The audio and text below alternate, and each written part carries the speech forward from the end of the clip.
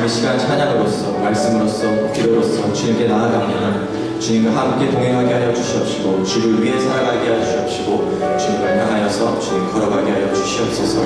사랑과 내가 많으신 예수님의 이름으로 기도드렸습니다. 우리 다 같이 주의 길로 달려가리라 찬양하실까요?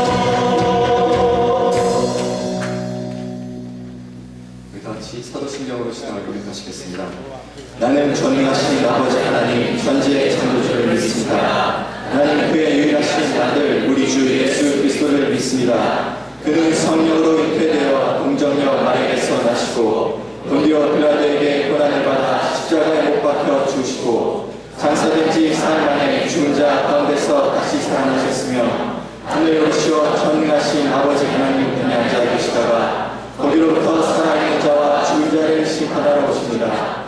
나는 성령을 믿으며 거룩한 공교회와 성도의 교제와 죄를 용서받는 것과 몸의 부활과 영생을 믿습니다. 아멘.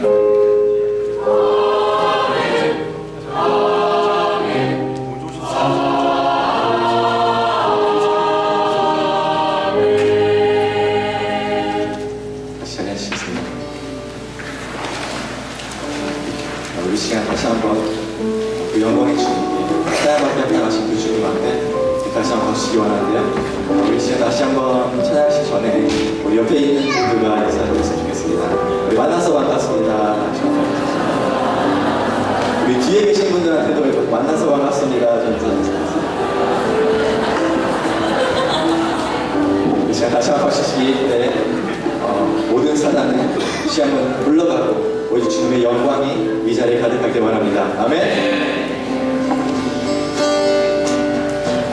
주 예수여 주 예수여 높임을 받으시옵소서. 주 예수여 주 예수여 높임을 받으시오. 주 예수여 주 예수여 주 예수여 높임을 받으시옵소서. 주 예수여 주 예수여 높임을 받으시옵소서. 다시 한번 주 예수여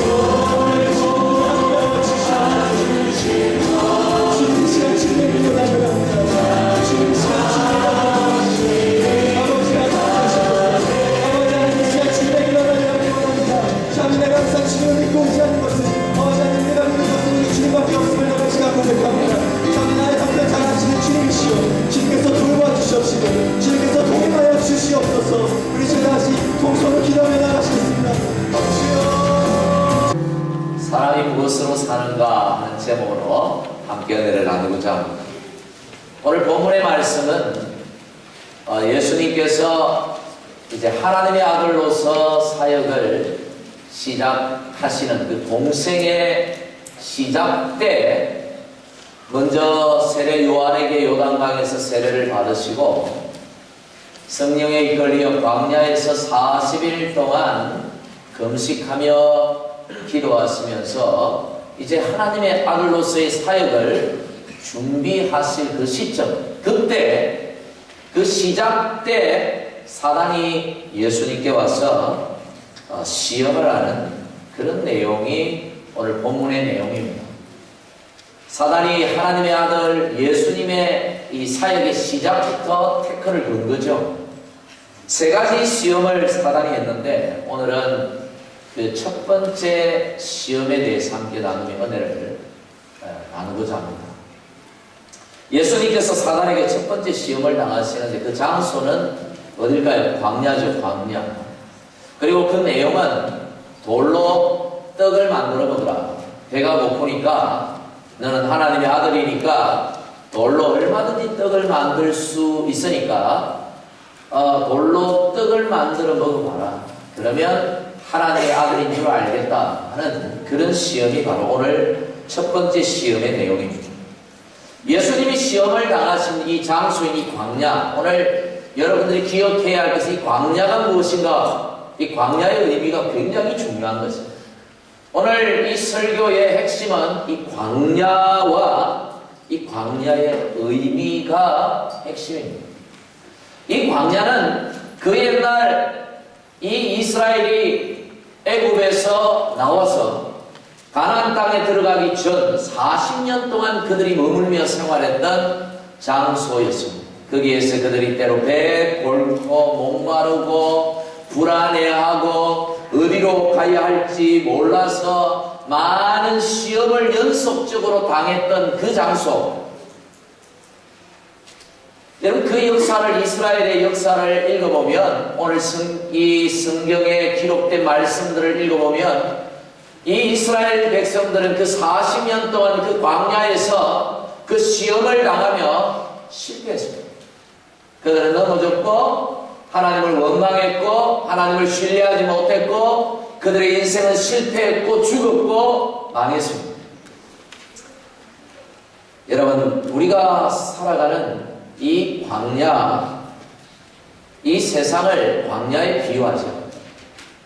오늘 예수님께서 서 계시고 사단의 시험을 당하는 이 장소, 이 광야는 그 옛날 이스라엘이 시험을 당했던 그 장소였고 또 오늘 우리가 살아가는 삶의 현장입니다. 그래서 이 우리가 살아가는 이 세상을 종종 광야로 그렇게 비유하는 것이죠. 근데 이 광야가 시험당하기 딱 좋은 장소라는 것입니다. 우리가 살아가는 광야 같은 이 세상이 저와 여러분이 시험당하기가 딱 좋은 장소다, 그런 겁니다. 여러분, 시험당하고 계십니까? 이 광야가 주는 독특한 이 여건이 있는데, 이 환경이 있어요. 그 무슨 상황이냐면 아주 절박한 상황입니다. 우리가 살아가는데 굉장히 절박한 상황을 만들어내는 곳이 이 광야라 이라는 이런 말. 40년 동안 이스라엘이 그 광야를 지나가면서 먹을 것이 없었습니다. 얼마나 절박합니까? 3일 동안 물을 구하지 못해서 그들이 목이 타서 죽을 지경이었어요. 얼마나 절박한지 몰랐어요. 불안이 찾아옵니다. 갈 길이 어딘지 몰라서 그들이 우왕좌왕하고 방황합니다. 내일을 알지 못하기 때문에 그들은 불안에 시달렸어요. 얼마나 절박한지 몰라요. 얼마나 많은 시험을 당했는데 그들의 상황이 굉장히 절박한 상황이었다라는 것입니다. 오늘 예수님께서 당한 이 절박한 상황은 어떤 것입니까? 오늘 성경, 우리가 함께 읽었던 이 성경에서 예수님이 당한 절박한 상황은 어떤 것이죠? 배고픔이죠. 배고픔.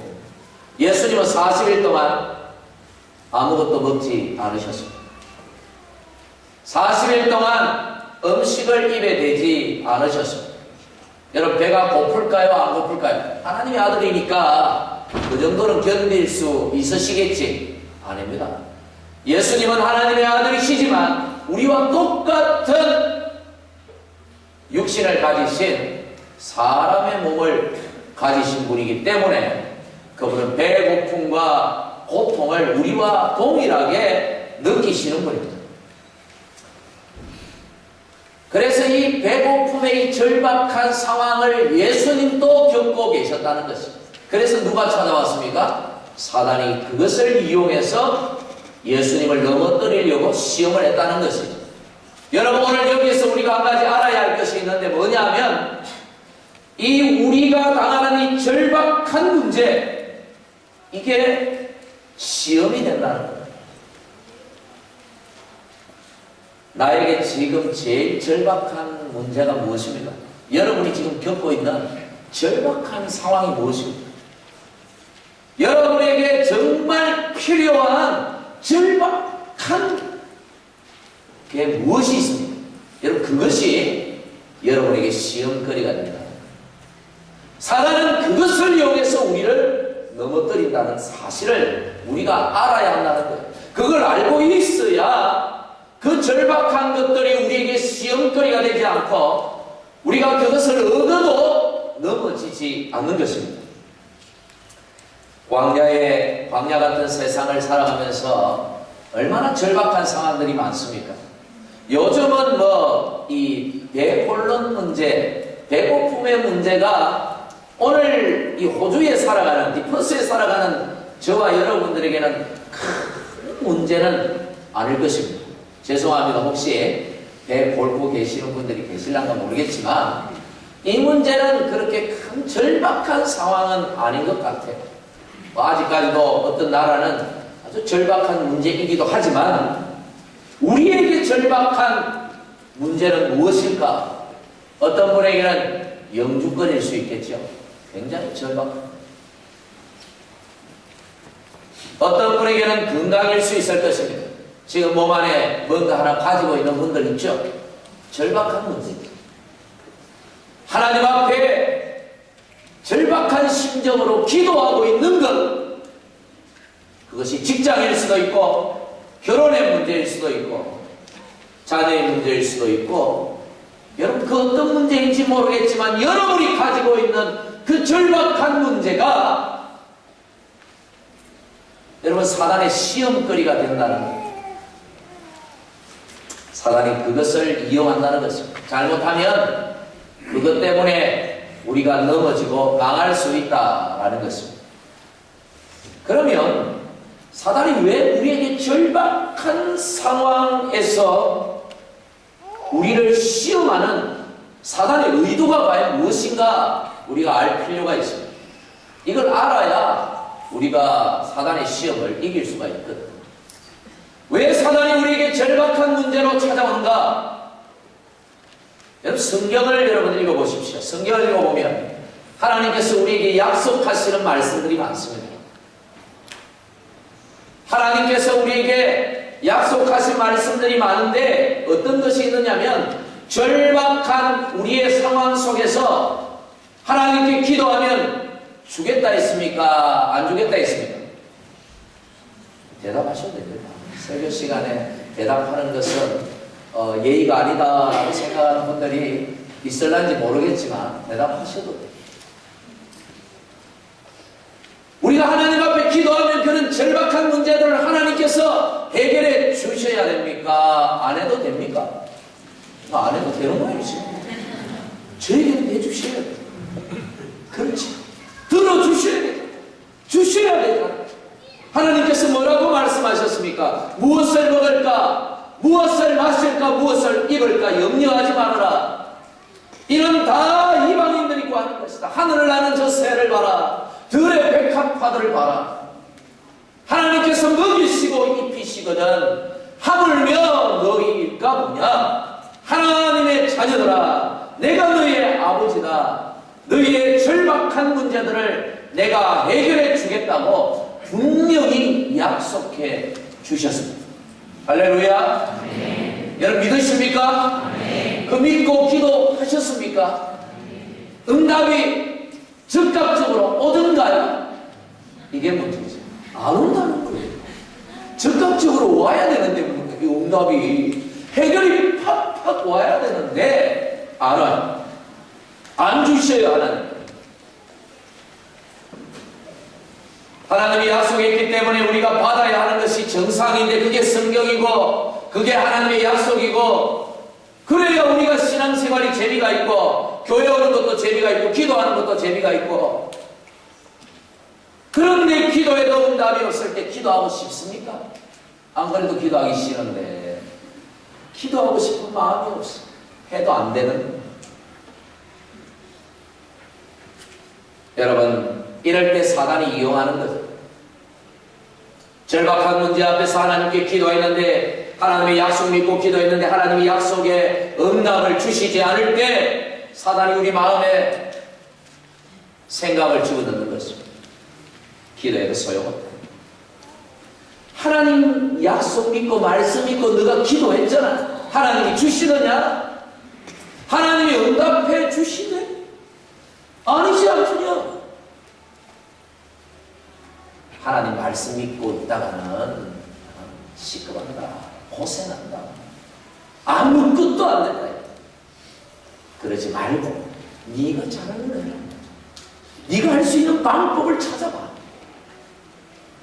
불신앙적인 방법으로, 인간적인 방법으로 우리를 끌어가는 것입니다.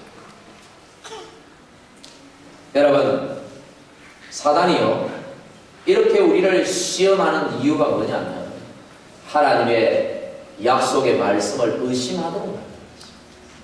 그래서 하나님의 약속의 말씀을 다시 한번 생각하고 진짜인가 그냥 성경에 기록해 놓은 것이지 현실은 다르다고 생각합니다. 즉 믿음과 삶을 분리시켜버리는 것입니다. 하나님과 우리의 사이에 신뢰를 깨뜨려버리는 것입니다. 이게 사단의 시험의 목적인 것이죠. 우리가 하나님과 분리된다면 우리는 어떻게 됩니까? 복이 없습니다. 우리가 하나님과 나누어진다면 어떻게 되겠습니까? 여러분 우리는 망하는 것입니다. 하나님 없이 하나님의 자녀는 하나님 없이 살아갈 수 없기 때문에 사단이 우리를 망하게 하는 방법이 바로 그것입니다. 내가 하나님의 말씀대로 살고 교회에 충성하고 하나님의 뜻대로 살려고 하는데 왜 나에게 이런 경제적인 어려움이 오느냐 이런 생각이 듭니까? 안 듭니까? 안 들죠. 우리 교인들은 안 드는 모양인데 이런 생각이 든다면 이것은 시험이고 이미 시험이 찾아오고 절박한 문제이고 시험이 찾아오고 분명히 하나님을 사랑하고 하나님의 뜻대로 살아가는 자들에게는 하나님께서 그런 문제들을 책임져 주신다고 했는데 왜 나에게는 이런 문제가 생겼고 왜 하나님께서 이런 문제를 책임져 주시지 아니하시고 왜 하나님께서 기도해도 그렇게 절박하게 기도했음에도 불구하고 나에게 응답해 주시지 않느냐? 그럴 때 두 가지 반응이 일어납니다. 하나는 하나님이 때때로 기도해 주시지 않는 것도 있다. 그래서 하나님이 내 기도를 안 들으시는 모양이에요. 아주 좋은 그런 생각이에요. 좋다는 말이 맞다는 얘기는 아닙니다. 둘 중에 좋은 생각이에요. 둘 다 별로 안 좋은 겁니다. 둘 중에 좋은. 근데 최악의 경우는 하나님 없다. 하나님이 어디 계시냐? 하나님이 있다면 어떻게 이럴 수 있느냐? 아주 나쁜 경우. 그래도 앞의 경우는 그래도 하나님은 믿고 있잖아요. 단지 뭐예요? 하나님을 신뢰하는 믿음만 사라졌을 뿐인 것이죠. 사단은 이렇게 우리를 이용합니다. 그거 믿고 그 약속 믿고 내가 구했지만 하나님 안 들어줄 때도 있다. 그래서 우리가 불신앙적으로 타협하고 인간적인 방법을 사용하고 하나님과는 전혀 상관없이 하나님 뜻과는 전혀 관계없이 우리의 삶을 그렇게 살아가버리는 것입니다. 이게 바로 사단이 우리의 절박한 상황을 이용하여 시험하는 목적입니다. 여러분 생각해 보십시오. 예수님이 돌을 가지고 떡을 만들어 먹으면, 드시면 그게 죄 짓는 걸까요? 아닐까요? 대답하셔야 됩니다. 죄 짓는 거요? 아니에요? 아니죠. 아니 돌을 가지고 뭐 떡을 만들어 먹는다고 그게 죄입니까? 죄 아니지요? 여러분 그런데 왜 예수님은 그렇게 하지 아니하시고 오히려 사단을 물리치시 해도 되는데 이유가 뭘까요? 사단이 시험하는 의도 때문에. 여러분 우리가 하는 행동이요 죄가 되느냐 안 되느냐 그것은 우리가 하는 행동이 나빠서 그런 경우도 있지만 많은 경우에 우리의 의도 때문에 우리 마음에 이런 어떤 이 의도. 그래서 내가 여기 가난한 아주 어려운 청년이 있는데 제가 호주머니에서 돈을 딱 빼가지고 흔들면서 줬어요. 제 마음에는 이 가난한 자를 이 참 형편이 어려우니까 돕겠다. 긍휼히 여기고 돕고자 하는 마음으로 줬다면 그것은 아주 선한 것입니다. 그러나 제가 좀 가졌다고 의시되고 돈 자랑을 좀 했다면 그것은 아주 나쁜 것입니다. 똑같은 도움을 주었지만 어떤 의도로 했느냐가 결국은 선이 되기도 하고 악이 되기도 하는 것입니다. 사단이 때때로 우리에게 하는 말들이 틀린 말이 아닐 수가 있습니다. 우리의 귀에 속삭일 때 그 말들이 틀린 말이 아닐 수 있습니다. 하나님이 우리가 하는 기도 모든 기도를 다 들어주시는가요? 안 들어주실 때도 있습니다. 틀린 말이 아니에요. 때때로 우리를 고난 가운데 내버려 두실 때도 있습니다. 전혀 틀린 말이 아닙니다. 여러분 그러나 사단이 그런 얘기를 속삭이는 의도가 잘못된 것이죠. 무슨 의도입니까? 하나님을 신뢰하지 못하도록 만드는 거예요. 하나님과 우리 사이를 갈라놓고자 하는 의도. 하나님의 아들이신 예수님과 아버지 하나님 사이를 끊어놓으려고 하는 이 사단의 의도, 이것이 잘못된 것입니다. 결국 그 의도대로 떡을 만들어 드시면 떡 만들어 먹는 그 자체는 죄가 아니지만 그러나 그 의도에 따라서 사단의 말을 따라했기 때문에 악한 의도에 동참했기 때문에 그것은 불신앙이요 죄가 되고 마는 것입니다. 광야에서는 우리에게 항상 이와 같은 시험이 어려움이 다가옵니다. 가난의 문제 여러분 얼마나 큰 문제인지 모릅니다. 굉장히 견디기 어려운 것입니다. 그래서 예수님은 우리에게 가난하지 않도록 우리에게 기도를 가르쳐 주셨습니다. 그게 무슨 기도입니까? 주기도문에 보면 예수님께서 제자들에게 기도를 가르쳐 주시면서 가난하게 살지 않도록 기도를 하나 가르쳐 주셨어요. 그게 뭡니까? 우리에게 일용할 양식을 주옵시고 일용할 양식을 구하라. 가난하지 않도록 구해라라는 것입니다. 여러분 가난이 죄입니까? 가난이 죄입니까? 죄가 아니죠. 그러나 가난하면 고통이 찾아옵니다. 그렇죠. 그러나 가난의 문제는 이런 고통의 문제가 아니라 가난 때문에 찾아오는 시험이 크다는 거예요. 시험이 문제입니다. 가난하면 시험 당합니다. 여러분 여기 학생들, 고등학생들 있죠. 대학에 합격을 해야겠습니까? 안 해도 됩니까? 합격을 하면 선한 것이고 떨어지면 죄입니까? 떨어지면 죄예요. 죄 아니지. 그런데 떨어지면 만드는 이유가 있어요. 왜? 시험 당하니까. 그래 붙어야 돼. 떨어지면 시험 당해. 사단이 여지없이 시험을 한다니까. 그렇지? 내가 부담 주려고 하는 얘기는 아닙니다. 부담이 되는 모양인데. 그런가요? 안 그런가요? 여러분 혼자 이렇게 사시는 뭐 독신이 죄는 아니에요. 독신이 죄는 아니지만 시험 당하면 죄입니다. 시험이 되면 죄가 될 수 있어요. 여러분 그런 경우가 우리에게 얼마나 많은지 몰라요. 가난이 죄는 아니지만 가난 때문에 찾아오는 그 시험.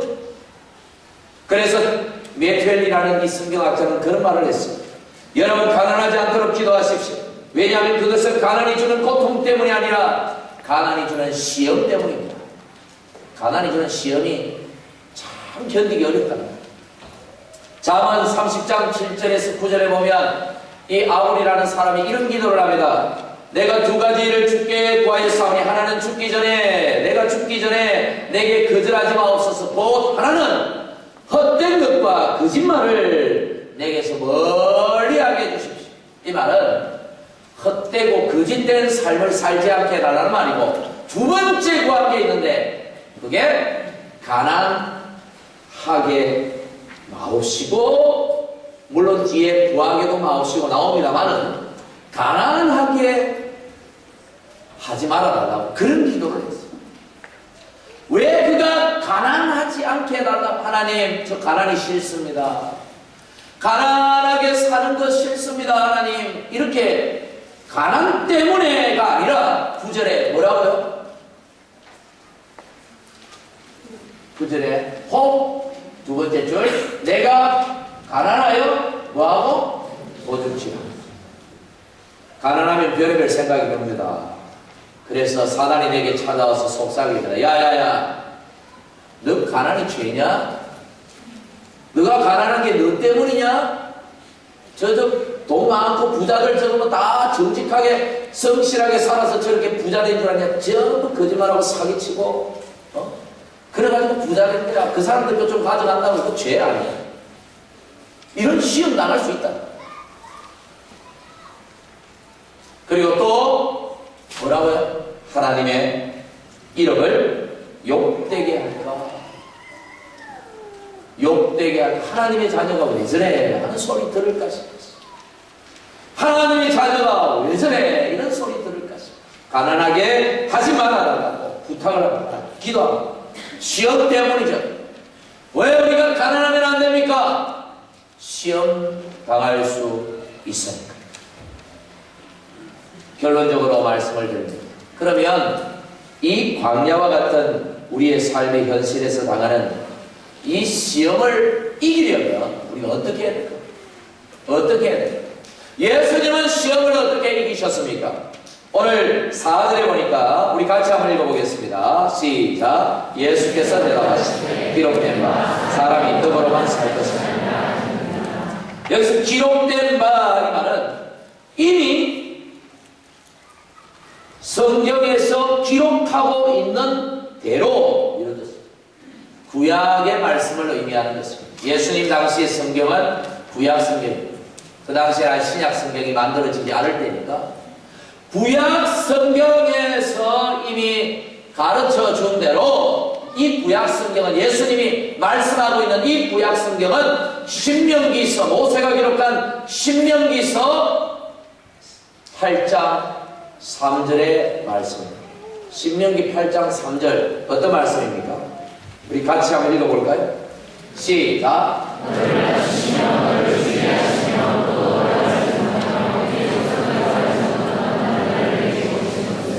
사람이 떡으로만 사는 것이 아니고 할렐루야. 예수님이 이 가난의 문제에 대하여 이런 물질로 당하는 시험에 대한 그분이 가진 승리의 신념이 있었습니다. 다른 말로 믿음이고 우리 흔히 하는 말로 좌우명이고 그런 얘기. 그 그게 있었는데 그게 뭐냐면 사람이 떡으로만 사는 게 아니야. 사람이 뭘로만 사는 게 아니라고요? 떡으로만 사는 게 아니다. 예수님의 마음에, 가슴에, 그 머리에 사람은 재물로, 물질로 사는 게 아니야. 뭘로 산다고요? 하나님의 말씀, 하나님의 뜻대로 살아가는 것이 성공의 비결이다. 예수님의 신념이십니다. 오늘 저와 여러분이 이런 광야와 같은 현실에서 당하는 시험을 이기려면 우리도 예수님처럼 그런 신념이 있어야 돼. 그런 믿음이 있어야 돼. 어떤 믿음입니까? 사람이 떡으로만 사는 게 아니다. 오직 여호와의 말씀으로 사는 것이다. 하나님의 은혜로 사는 것이다. 이런 신념, 믿음이 있을 때 비로소 우리가 사단으로부터 오는 시험들을 이길 수 있게 된다는 것입니다. 오늘 예수님께서 하신 인용하신 8장, 신명기 8장 3절의 말씀은 만나와 연관이 있는 말씀입니다. 여기에도 그런 말씀이 있죠. 만나를 이게 먹이신 것은, 만나 얘기를 하면서 이 말씀을 하셨어요. 여러분, 이스라엘이 광야에서 농사를 짓지 못하니까 하나님께서 하늘에서 만나를 내려가지고 그들을 먹고 살도록 했습니다. 그런데 여러분, 농사를 못 지어서 그들이 만나를 먹도록 하나님께서 하셨을까? 그들이? 여러분, 이 퍼스를 생각해 보십시오. 이 퍼스는 모래 위에 세운 도시죠. 지금 집 왔다 한번 봐보십시오. 전부 모래밖에 안 나와요. 흙이 나오시면 얘기해 주십시오. 아마 흙 나오는 집은 아무 데도 없을 거예요. 그렇지요. 여기 좀 건축을 아시는 분들.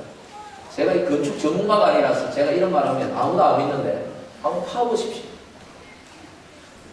모래밖에 안 나와요. 모래 위에 얼마든지. 지금의 이스라엘 어떤 나라입니까? 모래 위에, 척박한 땅 위에 도시를 건설하고 잘 먹고 잘 살잖아요. 여러분, 사람도 그러는데 하나님이 광야에 농사를 지을 수 있도록 하실 만한 능력이 있을까요? 없을까요? 이스라엘이 40년 동안 광야에서 샘을 파먹고 살았습니까? 하나님께서 반석에서 물이 나오도록 해서 먹고 살았습니다. 그랬던 하나님, 여러분, 그 광야에서 농사 짓도록 못하시겠습니까? 얼마든지 하실 수도 있음에도 불구하고 만나로 40년 동안 먹이신 이유는 뭐라고요? 첫째는 하나님께서 무엇 때문에 우리에게 사람이 떡으로만 사는 게 아니라 너희들이 열심히 농사 짓고 열심히 일해서 월급 받고 수입 얻어서 그 수입으로 우리가 먹고 사는 게 아니라는 것을 가르쳐 주시기 위하여 만나를 주셨다는 것입니다.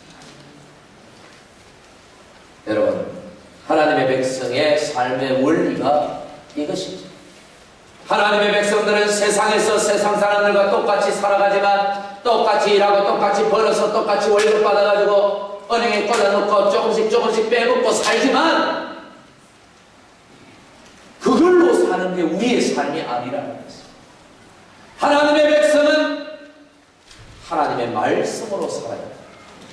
하나님의 뜻으로 살아야 합니다. 하나님의 은혜로 살아야 합니다. 이것을 가르쳐 주시기 위하여 만나를 주셨다는 것입니다. 이 말씀을 붙들어야 시험에서 이길 수가 있습니다. 그래서 어려움이 찾아옵니다. 절박한 문제들이 찾아옵니다. 그때 이 말씀을 붙드는 사람은 내게 시험이 오는구나. 나에게 연난이 찾아오는구나. 내가 이겨야겠구나. 더 하나님의 말씀을 붙들고 기도하겠구나. 그래서 시험을 이기고 하나님의 자녀로 이 땅에서 당당하게 살아갈 수가 있는 것입니다. 여러분, 두 번째 만나를 주신 이유가 뭐냐면 많이 거둬도 남는 게 없고 적게 거둬도 모자라는 게 없다.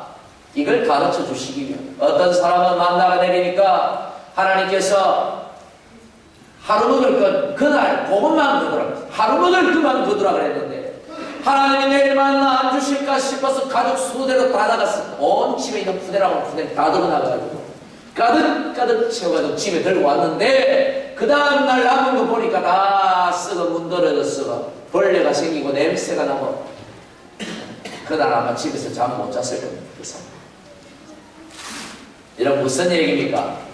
하나님이요 일주일치를 한 번에 주시지 아니하시고 그날 먹을 것 그날 주신 이유는 세상에 물질이라는 게 많이 번다고 다 내게 되는 게 아니고 적게 번다고 모자라는 게 아니다.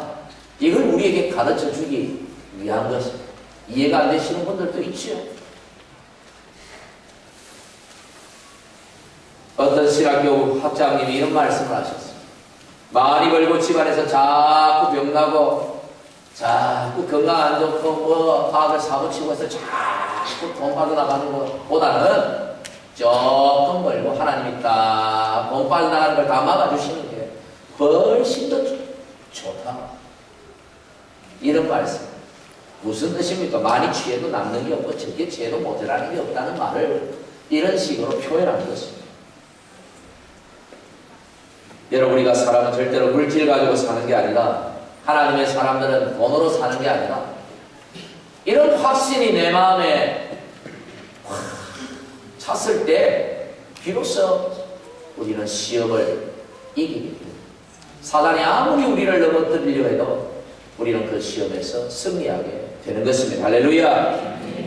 오늘 예수님 말씀처럼 저와 여러분 모두가 떡으로만 살려고 하지 말고 하나님의 말씀을 따라 하나님의 약속의 말씀을 의지하며 기도하며 믿음으로 하나님의 은혜로 살아서 날마다 베푸시는 그 은혜의 손길 경험하면서 기쁨과 즐거움 속에서 감사하면서 그렇게 살아갈 수 있기를 주님의 이름으로 간절히 축원합니다.